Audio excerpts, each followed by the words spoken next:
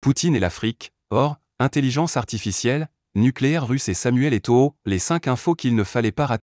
Avec le brief, chaque semaine, retrouvez les 5 articles qu'il ne fallait pas manquer. Bonjour à toutes et tous, bienvenue dans cette nouvelle édition du brief de Jeune Afrique. Voici 5 articles qu'il ne fallait pas manquer au cours des 7 derniers jours cette semaine, au programme. 1. Poutine pas si isolé qu'on le croit. 2. Qui produit l'or de contrebande? 3. L'Afrique doit être au centre de la révolution de l'IA. 4. L'énergie nucléaire en Afrique, un bluff russe? 5. Samuel Eto'o, l'interminable bras de fer. 1. En Afrique, Sergueï Lavrov confirme que Poutine est loin d'être aussi isolé qu'on le croit bloc contre bloc. La tournée africaine de Sergueï Lavrov l'a mené en Guinée, au Congo-Brazzaville, au Burkina Faso et au Tchad. À chacune de ces étapes, lors desquelles il a été reçu avec des égards dignes d'un chef d'État, le ministre russe des Affaires étrangères n'a pas manqué de cibler les Occidentaux, et en particulier la France.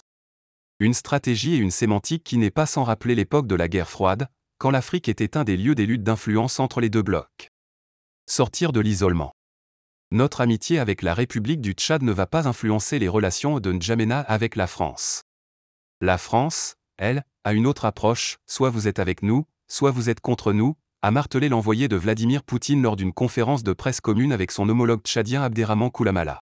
En courtisa désormais assidûment le Tchad, Moscou semble vouloir parachever une politique d'alliance, qui s'étendrait du golfe de Guinée à la mer Rouge et qui engloberait la Guinée, le Mali, le Burkina Faso, le Niger, la Libye, le Tchad, la Centrafrique et le Soudan.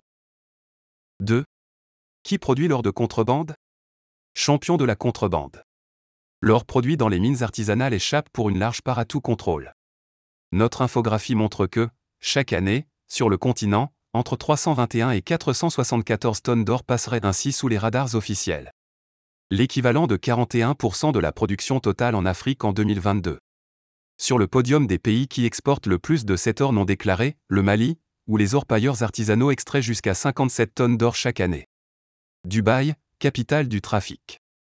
En 2022, les Émirats arabes unis ont importé la bagatelle de 405 tonnes d'or de contrebande en provenance d'Afrique, ce qui représente 66,7% de l'ensemble des échanges du précieux métal entre le continent et les Émirats, selon les estimations de Swissed. En 10 ans, 2569 tonnes d'or ont ainsi été exportées depuis le continent vers les Émirats. Cela représente, selon les estimations, 115,3 milliards de dollars d'or échappant aux administrations fiscales africaines. Si Dubaï est largement en tête des acheteurs, la Suisse et l'Inde sont aussi 2 destinations privilégiées par les contrebandiers. 3. Alex Okossi, Google, l'Afrique doit être au centre de la révolution de l'IA, fracture numérique. Le patron de Google pour l'Afrique, Alex Okossi, était l'un des 2500 décideurs économiques et politiques réunis à Kigali pour l'Africa Suyo Forum ***. Nommé il y a moins d'1 an, il a, dans un entretien en vidéo à Jeune Afrique, exposé ses priorités. Au premier rang de celles-ci, il affirme vouloir combattre la fracture numérique, particulièrement profonde sur le continent, en s'appuyant sur les investissements dans les infrastructures, la formation et l'amélioration des financements à destination des PME innovantes. Révolution de l'IA. Alex Okossi en est persuadé, l'IA peut constituer une opportunité de bond en avant, inédite pour le continent. Mais pour que toutes les potentialités de ce leapfrog crucial puissent profiter aux pays africains, les défis sont nombreux. Nous devons nous assurer que l'Afrique soit au centre de la révolution de l'IA, martèle-t-il. 4. L'énergie nucléaire en Afrique, un bluff russe? Rosatom dans les starting blocks. Éthiopie, Tunisie, Burkina Faso, Mali, Ouganda. Partout, les accords avec l'entreprise russe Rosatom fleurissent. Mais derrière les effets d'annonce, la réalité est plus complexe. Au Burkina Faso, par exemple, la signature récente d'un accord prévoyant la construction de centrales nucléaires d'ici à 2030 semble pour le moins ambitieux. Sur le financement, d'abord. Le coût du dernier réacteur nucléaire livré par Rosatom au Bangladesh s'élève à 12,65 milliards de dollars, soit 80% du PIB de 2020 du Burkina Faso. Pékin en embuscade.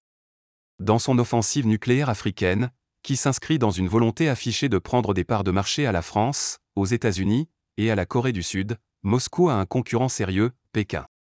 Après avoir signé en 2014 un accord avec l'Afrique du Sud, qui prévoyait alors de se doter de nouveaux réacteurs pour une puissance 9,6 GW, la Chine a planté son drapeau à Khartoum et à Nairobi, où Pékin a paraphé en 2015, avec le Kenya Nuclear Electricity Board, CNEB, un autre partenariat visant à doter le pays d'une centrale de 1 GW, à l'horizon 2025. Pour l'heure, ces projets sont cependant loin d'être sortis de terre. 5.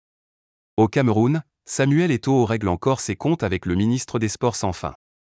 Le conflit entre la Fédération camerounaise de football, FECAFOO, et le ministère des Sports et de l'Éducation physique persiste. Cette fois, la bataille se joue sur la composition du staff.